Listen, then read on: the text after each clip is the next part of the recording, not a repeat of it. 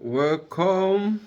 The gospel of poverty. Of all the stories I've been telling, this one is quite interesting, especially the medieval period stories look like dragon, but this one you will love it. It's quite a beautiful discovery about what happened along this period. The medieval age is like a semi-industrialization age or the beginning of human civilization from history. So it was a period where there was discoveries, there was education, there was curiosity. So I will call it generally the medieval age. And for the church, it was the peak of the church's power. I mean, secular power.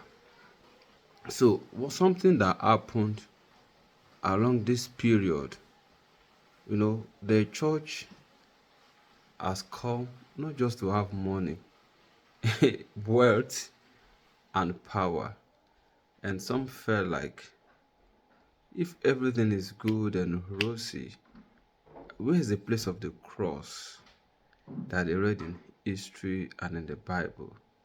So they sought to return, or to not just to return alone as a person, but to bring the church into poverty. And I'm not joking, poverty. They call it compulsory poverty or voluntary poverty. We're going to examine this set of people under different headings. Now, the first thing I want to let you know is that it was not just about let's go back to poverty, it's about the heretic side of it. And I want to explain what heresy means, especially for the church in this period in time.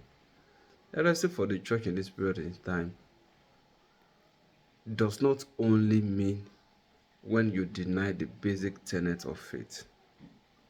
It also means where you are a rebel, where you do not recognize the authority of the Pope or the leadership of the Pope, you are also an heretic. Now, the church have always had reasons to fight heresies from the first century. They fought with the gnosis that I explained to you at the beginning. Those that believe that the God of the New Testament is not from the God of the God of the Old Testament. They believe that the world is in twofold, evil and good. There is good, there is evil. Some feel if you want to be liberated from the evil nature, you have to suffer yourself and all of that. The church fought with those ones, and it led to formulations of creed. It led to the formulation of creeds.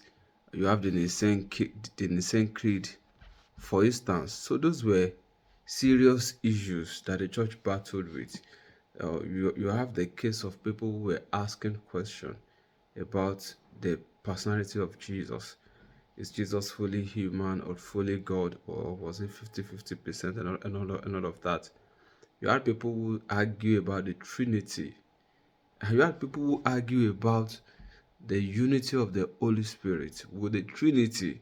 Those were meaningful discussions, even though there were heretical people that came out of it that were banished from the church, but those ones still made a little sense. Now, the Middle Age church had to deal with people who feel the church should be poor and the church should relinquish every secular power. And indeed, the secular power the church was holding at that time was much unnecessary, overbearing. I agree. So a part of them are also right. The first person we want to discuss is Arnold.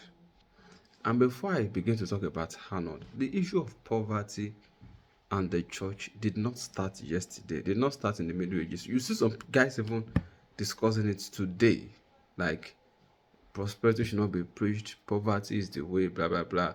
Some try to be balanced, some try not to be balanced, some try to be, I don't want to use the word balance, they are not balanced. Some try to be reasonable, some are not even reasonable at all. So, but you will remember when I told you about the mocks, it was also the desire that there should be a suffering part of our salvation. We should not enjoy earthly pleasures.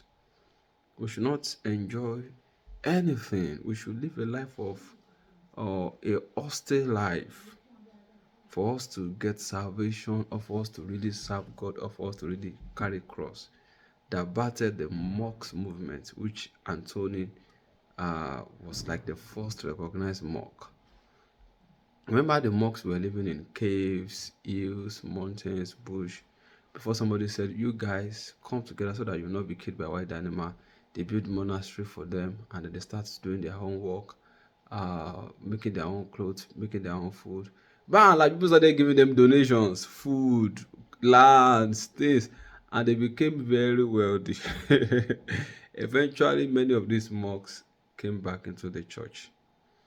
Many of them even became pope. Yes, they became bishop. At the time, most priests were either formally monks themselves, or family of, have a person close in their a person close to them in their family that was or is a monk.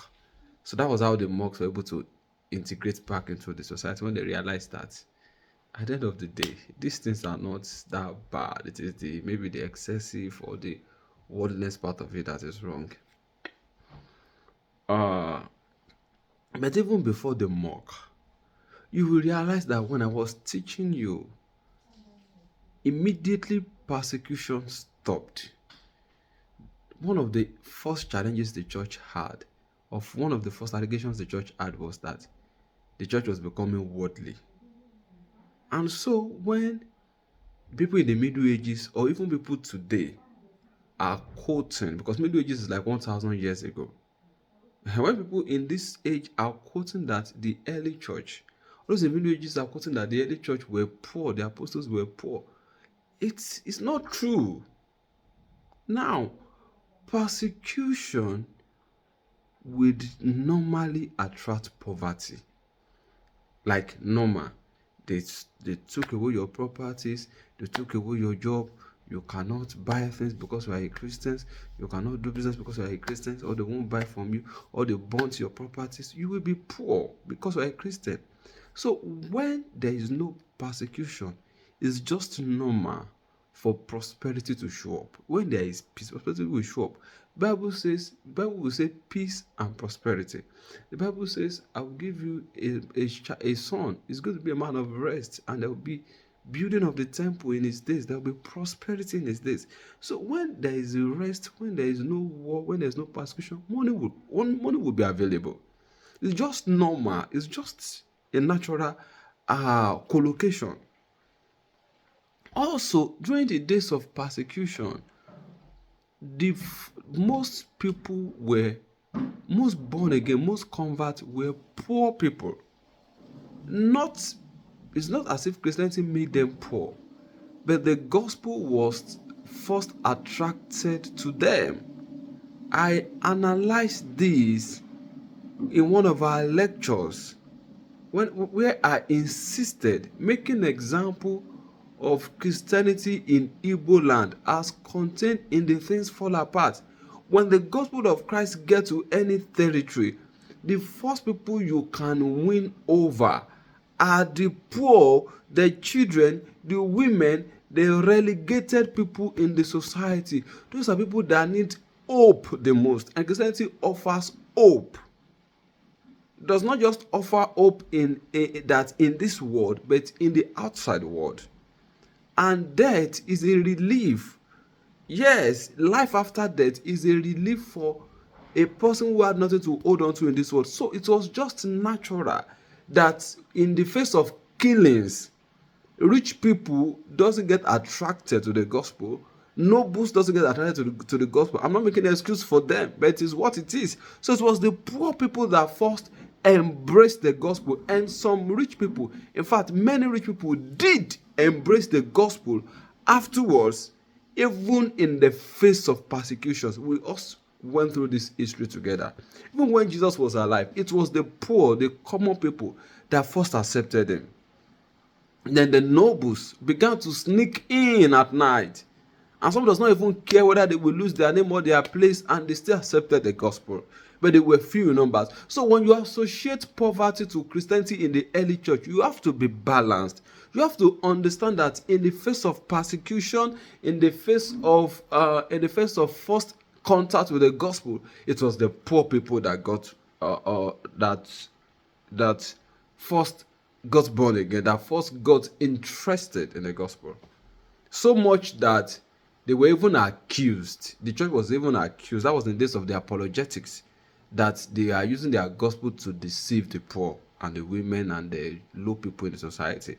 And then the noble people, the outspoken people who also were Christians, began to reply them and began to talk. I even told you about how something as, I don't want to say trivial, but something as unimaginable as helping you to bury your dead could make people to give their life to Christ and become Christians. So it was what it is. It is what it is. And then I am saying categorically that protest against prosperity of the church didn't start today.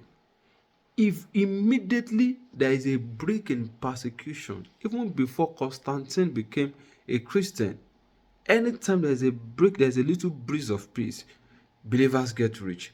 Rich people become Christians also.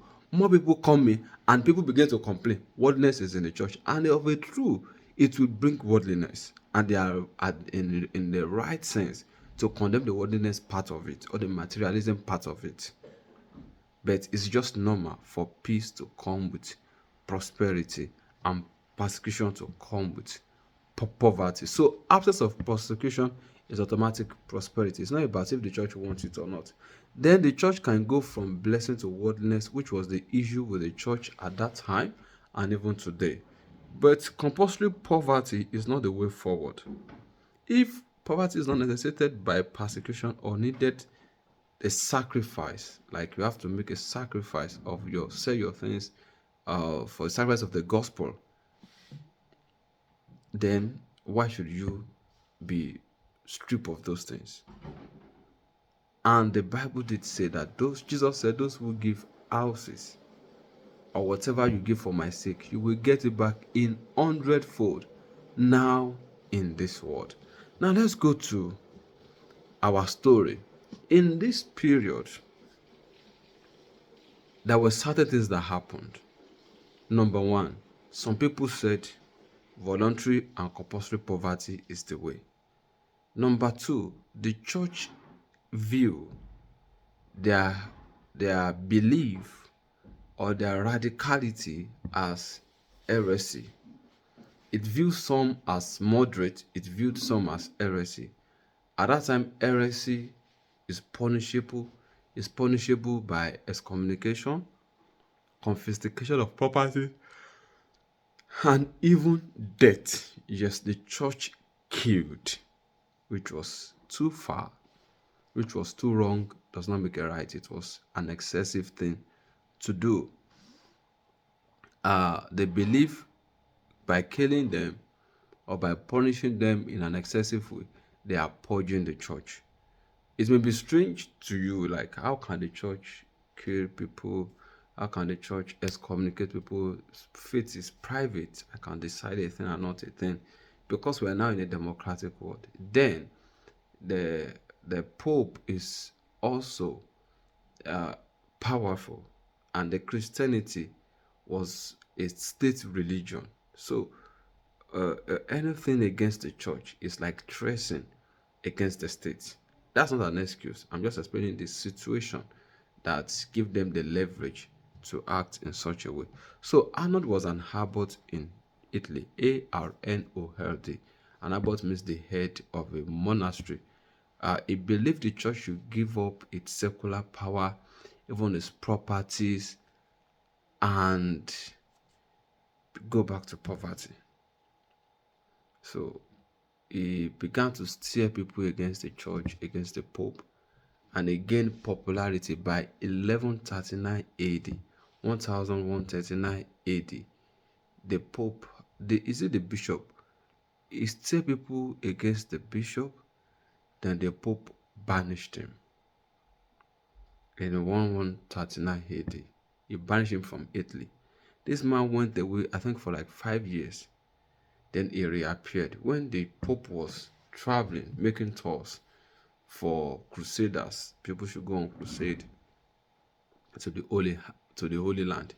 He came into Rome, and the Pope was the real secular power in Rome at that time. I've told you several, even though governments, emperors or kings around, but in Rome the Pope was like the main political figure.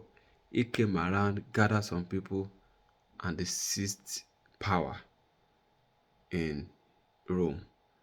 He set up a kind of government where they set up a government of the people, by the people, for the people.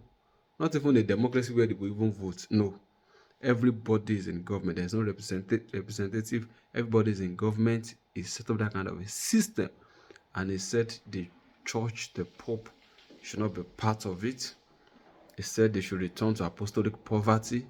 He said the college of cardinals that elect popes was a den of thieves. And he led these people for 30 years. The Pope had to put Rome, another Pope now, put Rome under what is called interdict. I've explained that to you earlier. So meaning that there will be no services in Rome, there will be no regular service and all of that, mass in Rome and all of that. Then he went further to ask for the help of the emperor. This time around, there was a German king, Frederick, and this German king was also crowned Holy Roman Emperor. So he will not be living in Rome. The Pope will be the one in Rome, but he will be the emperor. Remember I told you about how Charles the Great became an emperor, but Charles was from France. And the power of the Frank has also reduced. So Germany is now the major force in the Western Roman Empire, and whoever becomes the king in Germany at that time was also crowned the Holy Roman Emperor. So he invited the Holy Roman Emperor. He came with his soldiers. They captured Arnold. They burnt him on a stake, and they threw his ash in the river. So that was when they finished dealing with Arnold, and they were like taking a rest. Another man came up, Peter Waldo. Peter, then Waldo. Him this time was from France. He had a very rich family. He was very rich himself. Then he had a story of a storyteller that told the story of a certain man who doesn't want to get married. He wants to remain a virgin till death. His parents forced him. He got married, but he told his wife she should please allow him to travel to Rome, to the Holy Land. Excuse me, which is Jerusalem. So he traveled to Jerusalem without defiling himself, according to him. And he came back from Jerusalem. He had lost everything. He was a poor man. Not as if he had lost, but maybe he gave himself to poverty. This a period where people are giving themselves to compulsory poverty, and they would rather be begging. Oh my God! So if everybody give themselves to poverty, who will you beg from? Okay, I'm saying history, so let me get carried away. He was begging. He came back poor. He went to his family, maybe the villa or the house. He was begging. They didn't take care of him. They didn't give him anything. When he was dying, he now told them that he was their only son, because they couldn't recognize him again. Before they would say they should save him and welcome him back home, he died. So this man had this story. He was impressed by it. He said he went to meet a priest to tell him how to live a Christ-like life. The priest told him, Jesus told the young rich man to sell all he had, give it to the poor, take up his cross, and follow him. So this man sold everything he had, gave his wife some money that was enough to take care of her, maybe for the rest of her life, gave his daughter their own share of the properties, that's enough to take care of their life, gave the rest money to the poor, and he began to live what he called voluntary poverty. He asked some people to help him to interpret the Bible into French. He began to read the Bible in French, memorize a lot of scriptures, and he began to teach people. He had so much followers, or let me say he had a growing follower, so much that the Archbishop of Lyon in France, had to forbid him and excommunicate him. Him and his group went to the Pope to seek a redress. The Pope said he didn't think they are heretic, but they should not preach to anybody. Him in particular should not preach to anybody except a bishop in the territory invited him. And when the first bishop forbade him, he told himself, he quoted the word of Peter that he would rather listen to God than to man. When the Pope said the same thing, he insisted that he was going to continue preaching. So they call themselves poor in the spirit, but history calls them the Waldenes. Waldenes. By 1184, don't forget, our other man died around 1149 or so. Arnold, yes. But this one, by 1184, he has had so much followers, Waldo, that the Pope Lucius III, had to excommunicate him. But he still continued his work. But at the time, they now realized that they are on a mission winning souls. They need money. They need people that can help them, assist them at all, to gather resources and even new members that want to go with them. So they now have two categories of people. Those that were excommunicated, that does not fellowship in Catholic Church, in the Holy Catholic Church. You know what Catholic Church means at this time? It means the one church, not Roman Catholic as it were. So they were meeting separately. Some people remain in the church, not banished, but they were working and giving them support. They were going on one side. There's another group of people. These people are called the Cathari. The Cathari means the pure. Their own movement started in a town called Arby in France. Now, these Qataris guys, they had a more radical approach, and they imbibe Gnosis ideology. What do I mean? They said the God of the Old Testament was the wicked God. The God of the New Testament is the good God. The human life has evil part and a good part. And for the human life to overcome the evil part, they have to give up earthly wealth. They should not have sex. They should not get married. They should not eat meat. They were very radical. And then the church, by 1200, they have grown so much that a certain prince in a town in France had even accepted them, and it was more or less like the old town were Qataris. So the church had a problem in their hand, and they have three options: either to try to reason with them, preach to them, and convert them back, or to excommunicate them, or to kukuma kill them. Because these guys are even quite different from Arnold and Waldo. Arnold in his own case, he only said people should be poor. He didn't say stop eating meat, stop getting married. If you want salvation, you have to be poor. He didn't say that. Waldo didn't say that. But this guy said if you want salvation, you have to suffer. You have to suffer your body. This was what Waldo believed. But Waldo didn't believe that. But this Qatari believed it. So Arnold and Waldo, they were against the leadership of the Pope, right? Which was also counted as a heresy. They rejected the bishop, the authority of the bishop over them. They were independent people. But these Qatari guys were not just against the Pope and the church, but against the faith. Now, from the books I read, they said most of the things, a particular book said most of the things that were said about these guys were reported by people that hated them. That these guys did not even live or did not tell their own story. So maybe some of the things they said were exaggerated also. Well, we don't know. But this is what we do know about them. Now, the church wanted to take the first step to preach to them, to convert them back into the church. So a guy called, they sent some preachers among them, it didn't succeed anyway.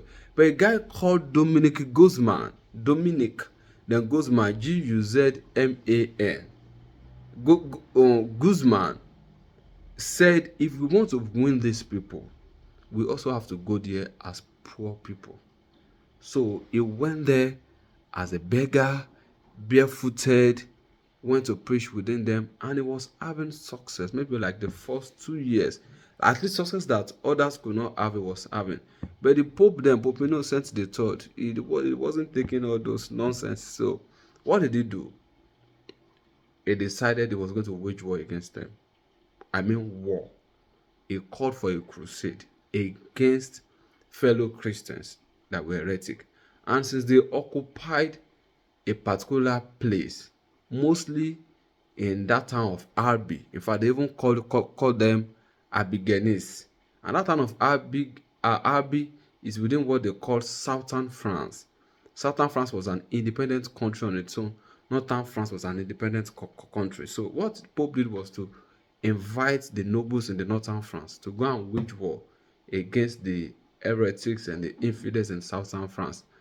And those guys saw it as an opportunity to expand their territory and to unite more lands, to capture more lands. So they went there, killed people, including thousands of faithful Catholics. They burnt the place, killed people. Even the Pope was shocked that I didn't ask you to do it this much. But at the end of the day, they had to unite. They won the battle, of course, so they united the land and it became what we have today as France. But that was how the Qataris were mostly killed. Many of them fled. And those that fled, and some that still believe in this poverty gospel, the Pope instituted what they call inquisitor, like inquiry or inquest. They told Bishop, find out what your members believe. If there's anybody that believe in heresy, root them out. Charge them to court, to the court of the church. Let's judge them. By the time Innocent III will come in place, and he destroyed the town, killed those people, some of them that were still escaping, he further used the tool of the inquisitor to still root out those that escaped. And this time around, he felt it shouldn't be the bishop that will handle them. It should be what they call the Dominicans, people of Dominic Guzman. Now, Dominic Guzman even left Southern France, went to some other places, have results, he had followers. So the Pope decided to convert them to be the inquisitor of these things. And his followers, they were poor, they were dressed poor and all of that, so as they can talk to these people. So they also engaged them to be the inquisitor. And when Pope Innocent IV came on board, initially they will do the work of maybe somebody is going to cast a fellow believer like whistleblower. They will interrogate him. If they find out that he is indeed believe in heresy, then they can take him to court and all of that. But when Innocent IV came on board, He allowed them to use torture, that is beating, to get the truth from their mouths to confess whether they are heretic or not. And they instituted a rule that if you are an heretic, they can confiscate your property, they can excommunicate you, they can even kill you. If you cooperate with heretics and try to shield them, same punishment. But the church cannot kill, just like the Jews said they don't have the right to kill Jesus. So the church will now turn a person that should be killed to the state government. And the state government also, Christian judges, but not the church now, will judge that they should kill them by burning them on a stake, and they will throw their ashes in a river, including those that supported them. It was that bad. But they believe that if a body is getting decayed, cutting off that body can save the whole body. So cutting off these people can save the whole body of Christ. That was their excuse to be killing people as a church. It was bad.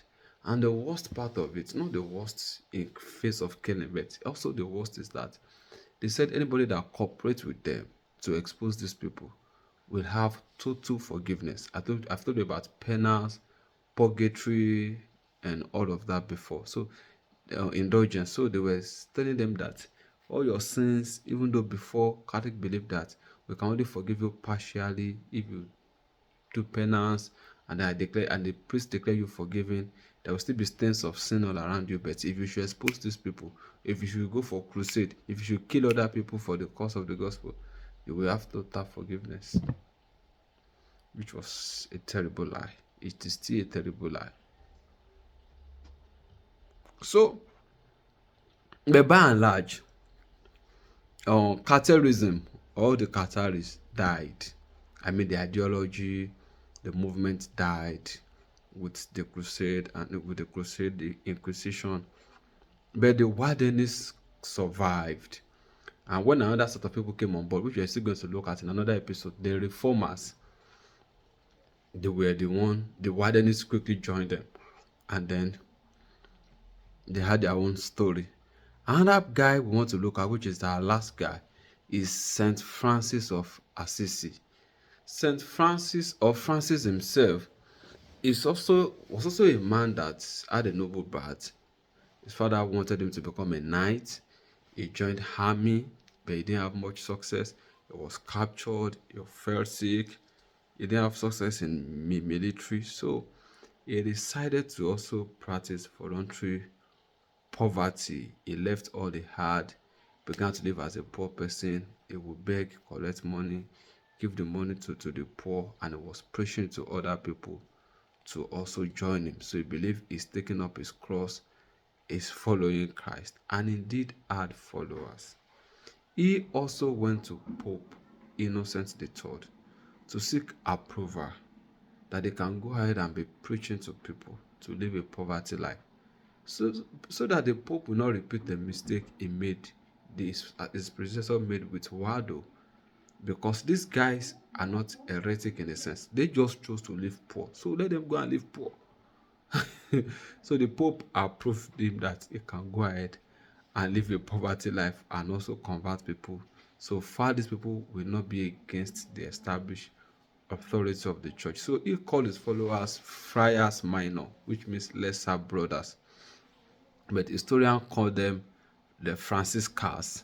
So he had a plan to also travel abroad to go on mission field. So he went to Morocco, he went to Syria, he didn't have much success. He also went to Egypt. Some crusaders were going to Egypt, he followed them. They were going to the Middle East, he followed them. He went to Egypt, he preached to the Sultan of Egypt. That one did not budge, he didn't give his life unto Christ. He went to the Holy Land, and after spending over a year, he came back to Italy, and he found out that his followers were having disagreement.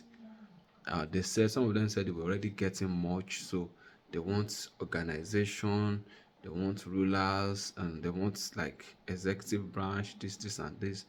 And then he was confused. He said he was not an administrator, Some said they should just continue the way they are doing, no ruler, no organization, just preach and all of that. So he went to the Pope to give him someone that is a very good administrator, and the Pope gave him.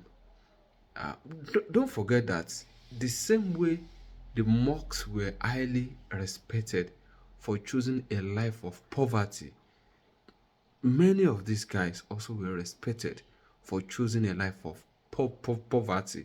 That is why they could even gain audience with the Pope. So the Pope gave him someone that could assist in the administrator of his group. So that one was assisting him. And it was a common thing then for a Christian to establish a thing and say, I can only establish, I can't run it, and ask another Christian to help him to come and run it or to administrate. So the person that he brought in, that the Pope brought in, eventually became a Pope himself. And then that was Pope George the Ninth. And when he came up, the Pope saw it as an opportunity. I mean, Pope George, as a way to advance the cause of the Catholic Church. So they were using the Franciscans to advance the cause of the church. When another Pope came up, Pope Honduras III, Honduras, he also authorized these people as preachers of poverty who begs as a lifestyle. But over the years, they were divided into two sets. They had a disagreement again. We have the convertuals, Conventuals, the convertuals and the spirituals. The convertuals believe that it will be bad if they own some properties, some things, for the sake of the gospel. And the spiritual said, no, we will continue in our abject poverty. That was the situation at that time. Eventually, this man died a natural death, and his group, I think they still existed for some time before they passed on with history. That is the end of our story for today on the poverty gospel. So if you see people